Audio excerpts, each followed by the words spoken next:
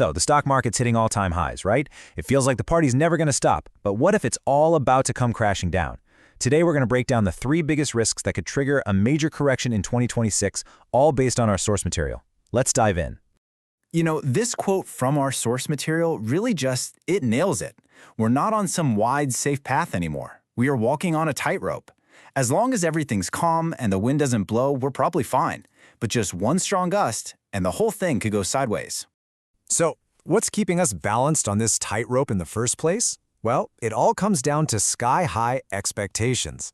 See, the market's value right now, it's not really based on what companies are doing today. Nope, it's all about what investors hope they're going to do in the future. And hope, well, that can be a pretty fragile thing. Think of the market like a rocket ship. It's just blasting off, fueled by pure optimism. But here's the catch. It's flying straight into a potential storm system. And if reality clips its wings, the fall could be absolutely brutal. So what are these storm clouds on the horizon? Well, our source points to 3 really big ones.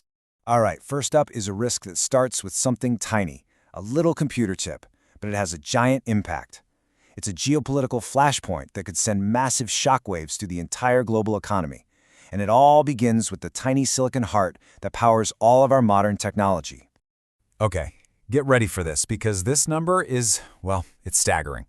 Just one company, TSMC, based in Taiwan, basically has a complete stranglehold on the world's most advanced computer chips. We're talking 80 to 90% of them. That is a massive single point of failure for the entire tech industry. And who depends on this one company? Oh, just all the biggest names in tech. We're talking the Magnificent Seven and pretty much everyone else. If anything disrupts things in Taiwan, the supply chain that fuels this whole market rally, it gets cut off. Just like that. Okay, so we've gone from a global choke point. Now let's bring it back home for a potential political showdown. Risk number 2 takes us right to the heart of the U.S. economy, the Federal Reserve. Go ahead and circle May 2026 on your calendar. Why? Because that's when Jerome Powell's term as Fed chair is up, and that's when the real battle for the future of the U.S. economy could really kick off. A new appointment could mean a completely different game plan for our money. What we're looking at here is a real clash of economic philosophies. On one side, you've got Powell's steady-as-she-goes approach, all about taming inflation without crashing the economy. On the other, well, there's the potential for a new chair with one clear mission: slash interest rates to, as our source puts it, juice up the economy. But here's the real kicker, and this is super important. The danger isn't necessarily the rate cuts themselves. No, it's what could happen after. You see, if you cut rates when you don't really need to, you could unleash this massive tidal wave of inflation, and that could swamp the entire economy and really shake people's faith in the US dollar. All right, we've talked about external shocks. Now let's talk about a problem that's brewing from the inside. This is our 3rd risk, and honestly, it might be the most likely one to actually happen: the potential bursting of the AI bubble. Just let this sink in for a second. 7 companies, just 7 of them, make up over 1/3 of the entire S&P 500. I mean, that is an insane amount of concentration. When these Magnificent Seven sneeze, the rest of the market doesn't just catch a cold, it could get full-blown pneumonia. Okay, to really get a handle on this AI bubble idea, we need to talk about something called the P/E ratio.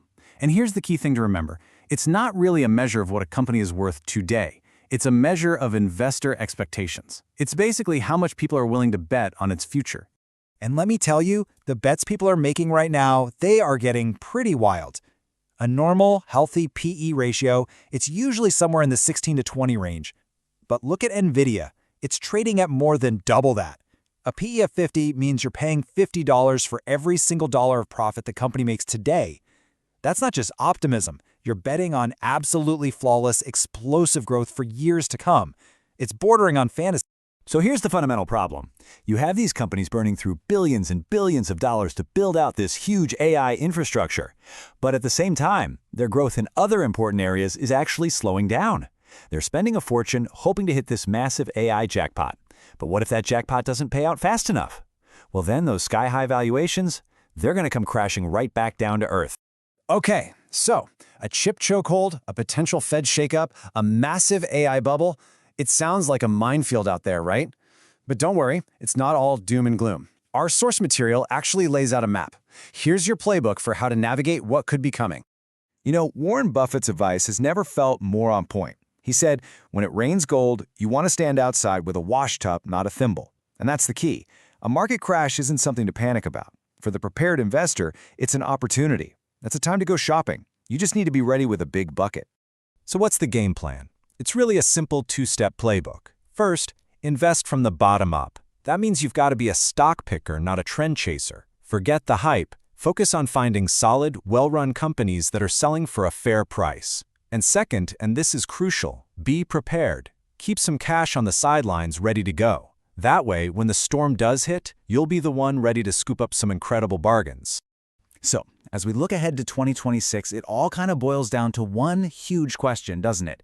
Is this AI revolution the real deal, or is it just a mirage? The answer to that is probably going to decide whether we're on the verge of a new golden era for the market or if we're headed for another dot-com style bust, and the clock is definitely ticking.